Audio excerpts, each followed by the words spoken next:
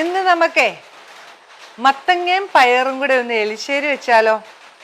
Mummy എടുത്ത് ചെന്നപ്പോൾ ഒരു കഷ്ണം മത്തങ്ങ തന്ന നമ്മുടെ വീട്ടിലുള്ള ഉണ്ടായതായതുകൊണ്ട് ഞാൻ വിചാരിച്ചു വേഗം നിന്ന് കറി വെച്ച് കാണിച്ചു തരാന്നേ.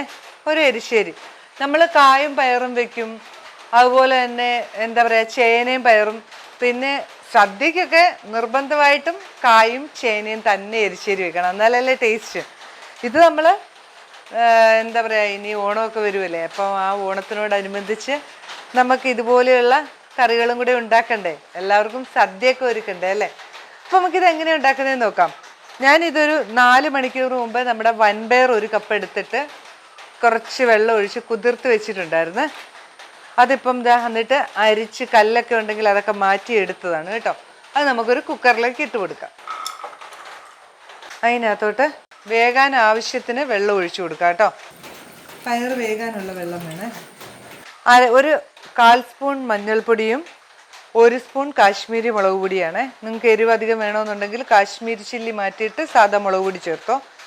പാകത്തിന് ഉപ്പും കൂടെ ചേർത്ത് നമുക്കൊന്ന് സ്റ്റൗ കത്തിച്ച് കുക്കർ അടച്ച് വേവിക്കാവേ. നമ്മുടെ മീഡിയം ഫ്ലെയിമിൽ നമ്മൾക്ക് ഒരു 3 വിസിൽ വരെ അടിക്കണം കേട്ടോ, എന്നാലേ പയർ വേകുള്ളൂ. ഫുൾ ഫ്ലെയിമിലിട്ട് വേഗം 3 വിസിൽ അടിച്ചാൽ അത് വേകൂല കേട്ടോ പയർ. അപ്പം നല്ലപോലെ വേകുകയും വേണമല്ലോ എരിശ്ശേരിക്ക്. ഇനി നമുക്കിതൊക്കെ നന്നായിട്ടൊന്ന് കഴുകി എടുത്തിട്ട് വരാം കേട്ടോ. വലിയ സൈസാക്കി അരിയണ്ട കേട്ടോ. എന്തായാലും ഇത് ഒരു മീഡിയം സൈസിൽ ഇങ്ങനെ അരിഞ്ഞാൽ മതി. എന്തായാലും ഇത് വെന്ത് പോകാനുള്ളതല്ലേ. നമ്മുടെ കുക്കറൊക്കെ തുറന്ന് നോക്കിയിട്ട് നമുക്ക് പയർ വെന്തോന്നൊന്ന് നോക്കണ്ടേ. പയറൊക്കെ അതേ നന്നായിട്ട് വെന്തിട്ടുണ്ട് കേട്ടോ. ഇനി നമുക്ക് നമ്മുടെ മത്തൻ, ഈ ചെറുതാക്കി അരിഞ്ഞു വെച്ചിരിക്കുന്ന മത്തൻ ഒന്ന് ചേർത്ത് കൊടുക്കാവേ.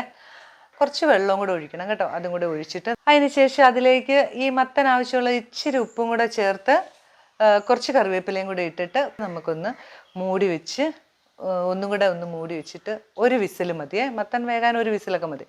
അതും കൂടെ വെച്ച് അങ്ങോട്ട് വേവിച്ചെടുക്കാം. നോക്കിയേ, ആ സമയത്ത് നമുക്ക് നമ്മുടെ തേങ്ങ അരച്ചെടുക്കണം.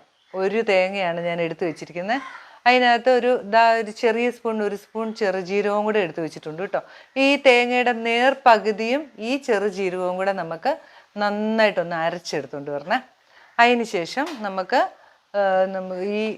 ഇത് വെന്ത് കഴിഞ്ഞിട്ട് ഈ അരപ്പങ്ങ് ചേർത്ത് കൊടുക്കാം. പിന്നെ നമുക്ക് ചെയ്യാനുള്ളത് ഈ തേങ്ങ വറുത്തിടുക ചെയ്യുക കേട്ടോ. ബാക്കി അതാണ് ആ കറിയുടെ ഏറ്റവും നല്ല ടേസ്റ്റ്. കുറച്ച് വെള്ളവും കൂടെ ഒഴിച്ചിട്ടേ നന്നായിട്ടൊന്ന് അരച്ചുകൊണ്ട് വരാം. ഇനി നമുക്കൊന്ന് തുറന്നു നോക്കാം.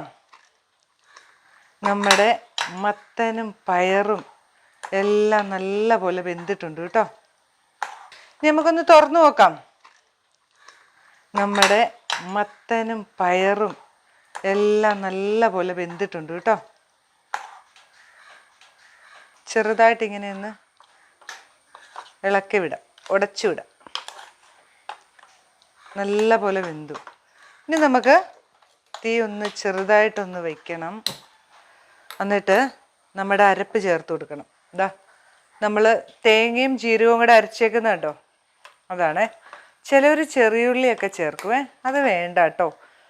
അതിനെക്കാട്ടിലും ടേസ്റ്റ് ഇങ്ങനെ ഉണ്ടാക്കുന്നതാണ്. നമുക്കൊന്ന് മാറ്റിയൊന്ന് നോക്കാം.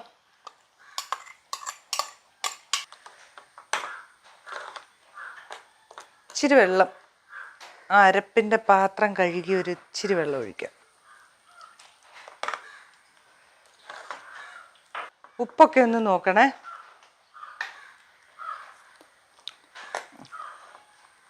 നുള്ളുപ്പും കൂടെ, ഉപ്പുണ്ട്, ഒരു രുചിക്കൊരു പിഞ്ചുപ്പും കൂടെ മതി. ഇനി നമ്മളെ ഒരു കുക്കറിൽ നിന്ന് മാറ്റിയേക്കാം. ഉണ്ടോ ഉണ്ടോ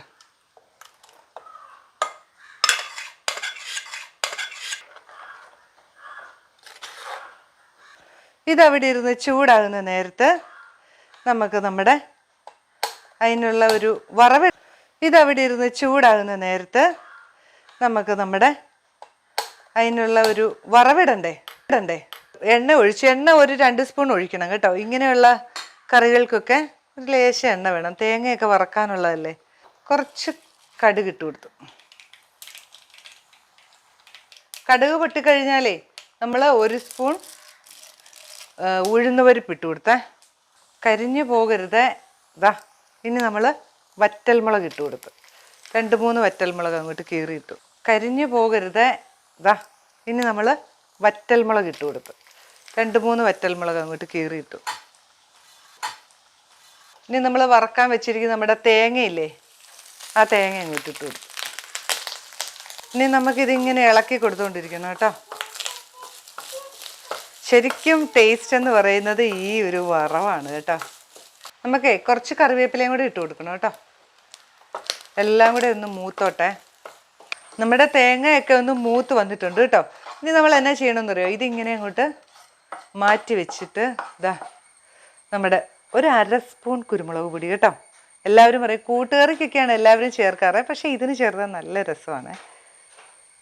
ഇതും കൂടെ ഒന്ന് ഇതിനകത്തോട്ടൊന്ന് ഇട്ട് ഇളക്കി എല്ലാം കൂടെ ഒന്ന് കൂട്ടിപ്പിടിച്ച് ഇളക്കി നമ്മുടെ കറിയിലോട്ട് അങ്ങ് ഒഴിക്കാവേ.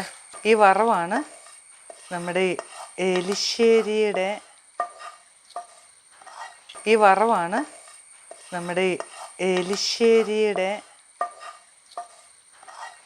ഏറ്റവും ടേസ്റ്റ് എന്ന് പറയുന്നത്.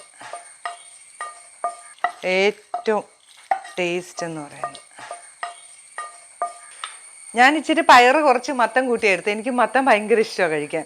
നിങ്ങൾ ഉണ്ടാക്കുമ്പോൾ മത്തൻ ഇത്ര എടുക്കുകയാണെങ്കിൽ ഇച്ചിരി പയറും കൂടി എടുത്തോ. ഇതിപ്പോൾ എല്ലാം പാകമാണ് കേട്ടോ.